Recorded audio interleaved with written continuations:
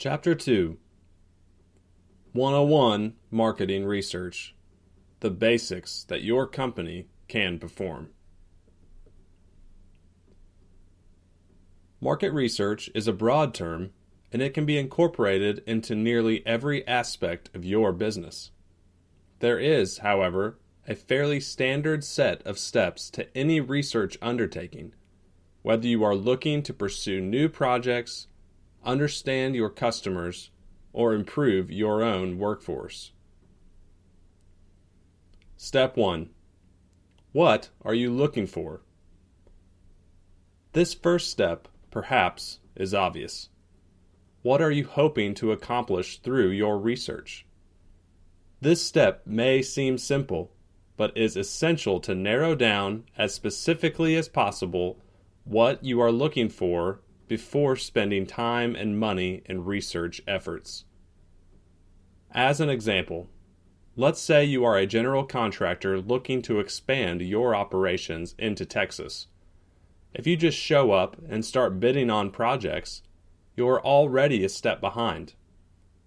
Questions to ask during this initial phase of research may be: what is the market potential for the residential, retail, healthcare, or education market sectors? What cities have the highest potential for future growth? Once you have the problem defined, you can expand into what you hope to get out of the research project. Let's use the example of the retail construction market in Texas. A suitable market research question and goal may be: what is the current market for retail construction in Texas, and who are the major players currently? Remember, be as specific as possible here to avoid expanding into areas that are not beneficial to you and your company. Step 2. How will you find it? Here, we lay out the steps necessary to find the answers posed from Step 1. The first step clarifies exactly what you're looking for. Next, we need to get a game plan for finding and recording the information needed.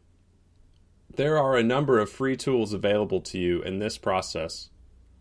For example, if you're looking at population growth trends in your area, the U.S. Census Bureau provides a broad range of data that will help you understand the population growth patterns in your area. If you are looking at competitor size and recent projects, you may need to look at regional trade journals and browse through your city or county permit history. If you've identified problems in maintaining customers, you may need to develop some sort of survey, either mail, online, or over the phone, and send out to previous clients to help you better understand your strengths and weaknesses. These strategies are discussed in later chapters, but the point here is simple. Develop a game plan for how you will collect the information you need. Step 3. Put the plan to work. Here we get into the meat and potatoes of market research. We already know what we are looking for and how we will gather our information from steps 1 and 2. Now it's time to go get the information we need. You may have the ability to assign certain members of your staff to collect this information. You may also bring in a consultant or some third-party entity to help you with this process. If you're looking up data online, you will need someone with adequate computer skills to research and record information in a way that is easy to understand and that is applicable to your company. If you are doing any sort of personal interviewing, make sure the individual is personable and has the ability to communicate clearly with a variety of individuals. No matter what avenue you choose, it will be necessary for someone to be solely dedicated to finding what you need. When to bring in outside help. If your project is taking up too much of your staff's time and forcing them into areas they aren't trained to cover, it will be time to bring in outside assistance. Hiring out the development of your market research plan may seem a bit expensive, but it can pay dividends down the road and save you and your staff time that can be put into other areas of your business. Step 4. Develop a report. Once you have all the data you need, it will be time to write a report. This can be as formal as you need it to be, but it should be in a form that will be able to be dispersed to various members of your organization and kept for future reference. This report should briefly explain what you are looking for, how you found it, and what the results were. Results, generally, are easier to understand in tables and charts rather than in page after page of paragraphs explaining the results.